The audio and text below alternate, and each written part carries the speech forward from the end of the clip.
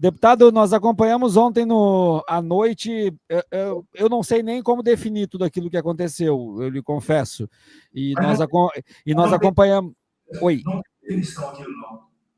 E nós acompanhamos as suas manifestações também, os seus vídeos, e eu queria começar especificamente lhe ouvindo sobre a questão da deputada Júlia Zanatta, de ter levado o bebê dela para lá, levou com consciência. Hoje ela está querendo desconstruir tudo isso, dizendo que ninguém estava preocupado com o bebê dela e tudo mais. Só que foi um absurdo utilizar uma criança como um escudo humano dentro de um local que estava muito tenso, e ela ainda pediu para que levassem ela para lá. Existem os vídeos dela na rede social e tudo mais. Quais são as medidas que foram tomadas e como é que está o encaminhamento disso, deputado?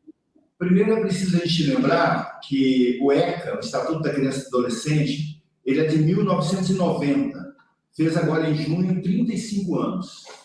Também nunca é demais lembrar que a Constituição Cidadã de 1988 diz que criança tem que ser prioridade absoluta.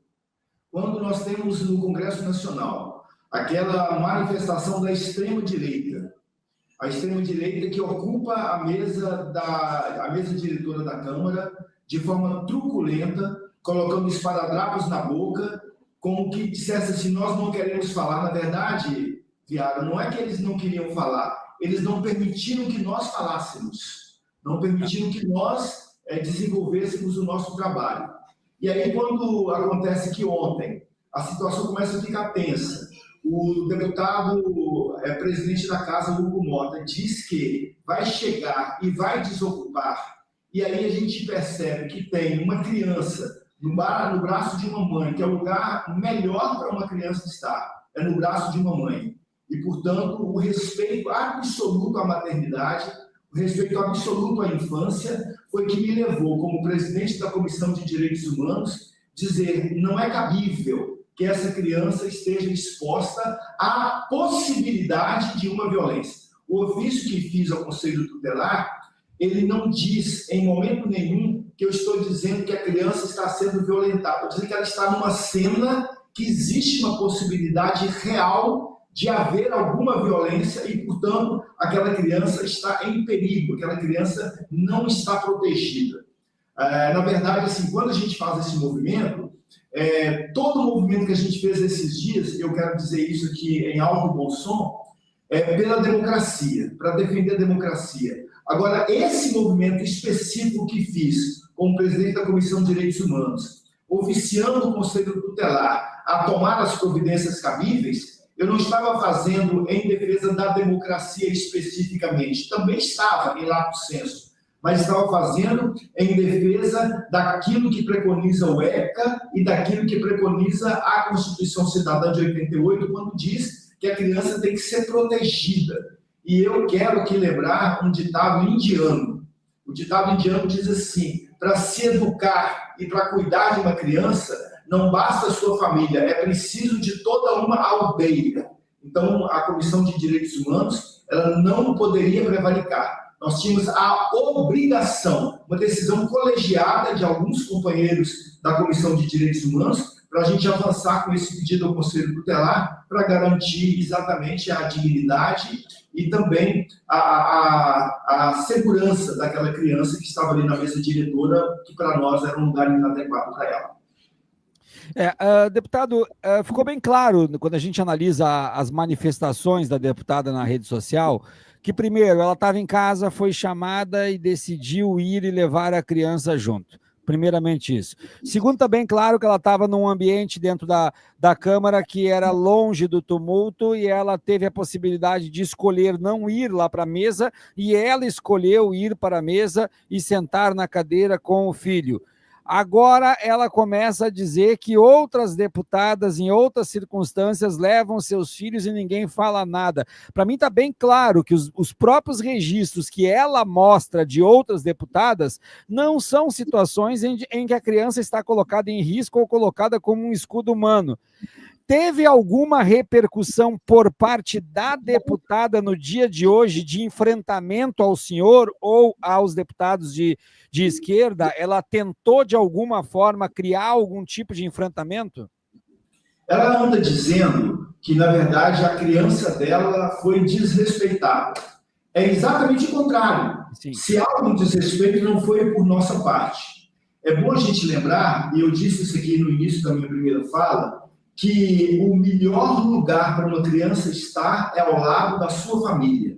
Portanto, ninguém defende que uma criança seja tirada da sua mãe, de maneira nenhuma. Nós defendemos que o melhor lugar para uma criança estar, conforme diz a música, o melhor lugar do mundo é dentro de um abraço, e se esse abraço é de mãe, melhor ainda.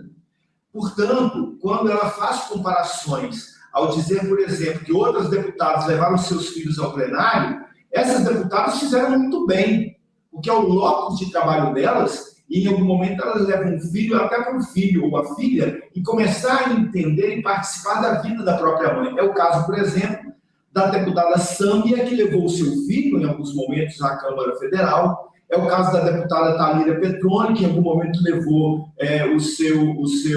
a sua filha ao plenário.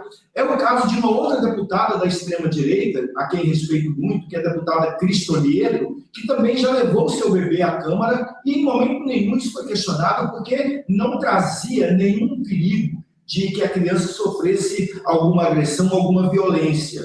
De maneira nenhuma. Essas deputadas que cito levaram e estão muito corretas.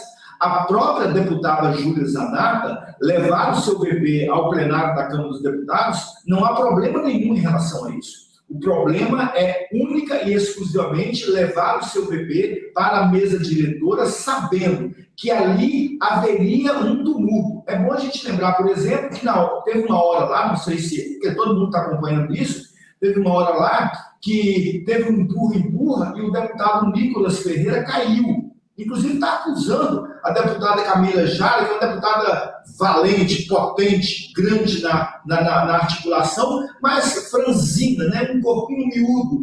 Ele está acusando a deputada de ter o empurrado. Então, aquele momento ali era um momento muito tenso. Então, é preciso deixar muito claro, viu, professor? Nós temos muita consciência. O ECA e a Constituição são os nossos marcos. E a gente diz o tempo todo, o melhor lugar do mundo é dentro de um abraço. E melhor se esse abraço for da mãe. O que a gente não pode é submeter os nossos filhos a situações que possam trazer para ele as vulnerabilidades com as quais eles não estão preparados para enfrentar. E quero lembrar uma outra coisa, muito rapidamente. Eu trabalhei aqui no Rio de Janeiro, eu sempre trabalhei com direitos humanos, com população em situação de rua, e aqui no Rio de Janeiro nós tínhamos um projeto chamado Elos, que era uma casa que acolhia mulheres em situação de rua com seus bebês, porque existia uma época em que algumas crianças ficavam sendo tiradas de suas mães porque viviam em vulnerabilidade, viviam nas ruas. E aí a gente criou esse projeto, o projeto Casa Elos, onde as mães se reuniam com seus bebês e elas geriam aquela própria casa e havia uma convivência entre muitas mães. Por que eu estou contando esse caso? Estou contando esse caso porque eu quero compreender que algumas pessoas podem daqui a pouquinho dizer assim, quer dizer que o deputado Raymond está defendendo que a criança seja tirada da mãe. Uma criança, por exemplo, filha de uma moradora em situação de rua, não pode estar com seu bebê na rua porque ali é um lugar vulnerável. Mas esta mãe não tem escolha. A deputada, professor, ela tinha escolha. Podia ter deixado o filho